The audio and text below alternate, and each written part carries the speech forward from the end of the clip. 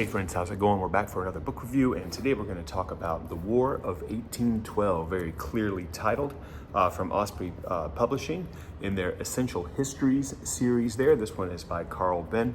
I quite like this book, especially as a person who's not an expert on the War of 1812. I'm a Civil War guy, as you guys all know. So when it comes to something like this, I want an accessible, very clearly written narrative with a chronology that covers all of the basic events that took place during the War of 1812, the second war between the United States and the British Empire. So this book does, and it does that very well. It covers the Canadian campaigns, it covers the Gulf campaigns, it covers the campaigns and the blockade along the Atlantic coast, and all that good stuff. And it's really interesting how he takes a very objective as you can be anyway, approach to looking at the various sides and the causes and the goals and the various other things, and especially includes the perspective of the First Nations, the indigenous peoples that were involved, both on the British side and the American side as allies, and what went down there.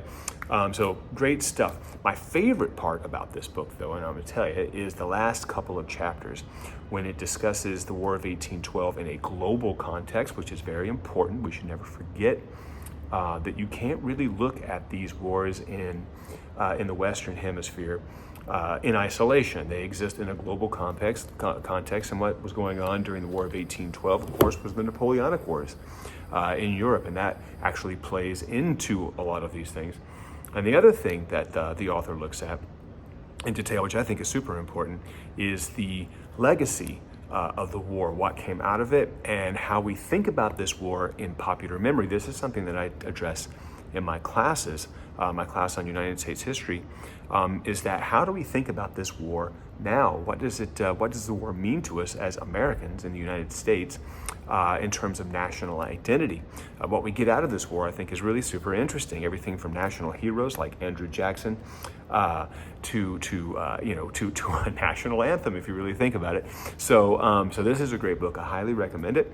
By all means, let me know what you think about this. And if you have any other reading suggestions on the War of 1812, please drop them into the comments. And of course, if you like this, and naturally you do because you're a smart person, then I want you to like this video and subscribe to the channel.